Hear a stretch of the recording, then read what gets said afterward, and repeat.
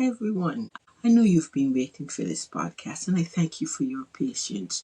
I know that you were expecting this podcast for months now. And honestly, I thought that by now I'll be sitting in Barbados looking at my completed home. But life had other plans. Because while trying to build back home from overseas, the deeper we got into the process, the more I realized this wasn't just a construction project. This became a lesson about trust, a lesson about risk, lessons about documentation, and a lesson about what happens when movement starts faster than paperwork. So instead of rushing the story and instead of rushing this podcast, I decided to step into the engine room and look at everything so I can bring you into this journey with me properly. My name is Jackie, and this is Building Back Home with Jackie. Yeah, man, the vision's strong. Building back home where I belong. Ooh, yeah. But every foundation got a story to tell about the unseen cracks and the caution bell. So come walk with me through the sun and the rain. On Jackie's journey, we gon' rise again. I want to be transparent here.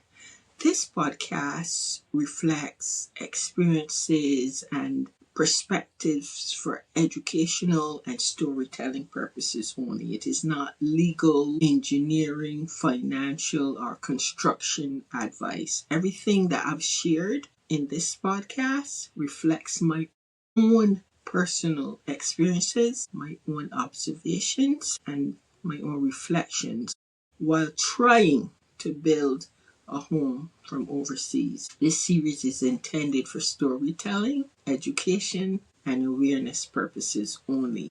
Where do we begin? My husband and I are Bajan born and raised in Barbados. I am the daughter of a fisherman and a mother who worked farmland. I with a fork and a hoe. Growing up, life taught me two things very early. Storms will come and survival depends on preparation. My father, along with the fishing village folks, taught me about tides, reefs, rough seas, and navigation. My mother taught me patience, hard work, and how to plant something today that may take months or even years before harvest time. But one day in my mid-20s, and like so many Caribbean people, I left my sweet home of Barbados, the rock, the gem, my land of flying fish and cuckoo and sea eggs and sea cats, white sands and beaches, and where Bajans make you feel like they know you from every sense. And I went searching for opportunity. I migrated to New York. And over the years, I built a life. I built a family. I built a career.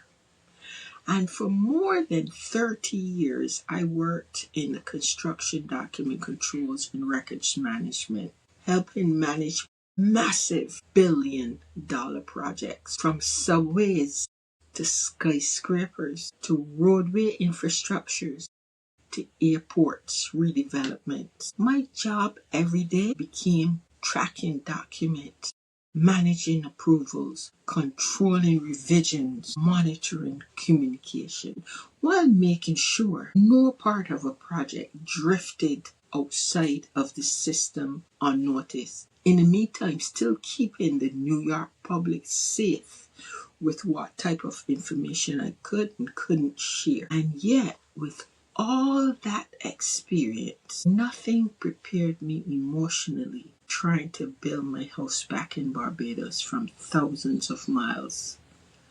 Because when emotions enters construction, logic can quietly leave the room. In every episode, I will tell you about the red flags and the lessons learned from my experience. And at the end of this series, I have a gift for you listeners and you in the diaspora who are building back home. I've created a free downloadable checklist, a survival kit with the red flags to watch out for, the lessons learned, and the construction principles that can help you move smarter and safer while building back home from abroad. The very first red flag for me is believing that professional experience automatically protects you emotionally. Sometimes when we build back home, we stop thinking like project managers. We start thinking like dreamers. And to be honest, dreams can make you move faster than your verification systems. One thing I now understand deeply though, when building from overseas, your paperwork becomes your navigation system. Not promises, not excitement, not verbal reassurances. Documentation, verification, oversight. Because whether you're diving deep, digging dirt, or dealing with data like me, verification, oversight is very important in construction. Those things can become your compass in the stormy waters that you will see as we move forward in this journey. In every episode, I will also reflect on a cultural moment. Along the way, you'll hear me say things in my Bajan slang, using words like going, which means going to, or for truth means for real, that what I'm telling you is the truth. And if I ever tell you for truth, believe it twice. It's not a lie. And when pressure hits and things take a turn for the worse, to where it feels like something wrong here, and you feel like it's drifting and you're sinking, then my deep African ancestral tones will come out, where I may say something like, hey, wonders never end. Here's our today's cultural moment. Back home we just say, the sea ain't got no back door. Once you're out there, you're going to learn how to ride the waves. You're going to learn how to dodge the reefs. You will learn how to navigate what come your way. And diaspora life, it just feel the same, don't it? One foot in a foreign or over in a way, and 1 foot back home. Because for truth, we just be trying to build a dream. We just be trying to hold on to that foreign stress while keeping our Caribbean roots alive. Because one thing about the sea, if you don't learn the currents early, pressure can teach you later. And we will see that as we journey. Come and take this journey with me. So for 25 years, our piece of land sat quietly in Barbados, waiting for our retirement, waiting for us to return home, waiting for me to start to build, waiting for a dream to finally begin. And then in October of 2024, my phone buzzed, and it buzzed with a WhatsApp video. A heavy bobcat excavator was clearing our land, dirt flying everywhere, excitement from my husband and I everywhere. But there was one major problem. We hadn't even finalized a contract yet, and that was the first hidden reef beneath the waterline. That was the first time I ever experienced such a feeling. An emotion came over me that combined all of these in one. I was happy, sad, frightened, glad. And you will see throughout that series how that emotion, that combined emotion, was preparing me for the journey ahead. So if you are planning to build locally, or you know someone building from abroad, please, I beg, share this podcast with them, because this story might help someone avoid many mistakes. And please subscribe, like, and follow this flow. Share this podcast with every Caribbean person or Bajan soul wherever they go. Share it in Queens and Brooklyn and every New York borough, from Brixton to Brampton, straight through all in Scarborough. Share it with those to whom we now extend our land, like Belize and Dominica, and the Grenadines too. Tell Guyana and Jamaica, Ghana and Nigeria, because they know what storms can do.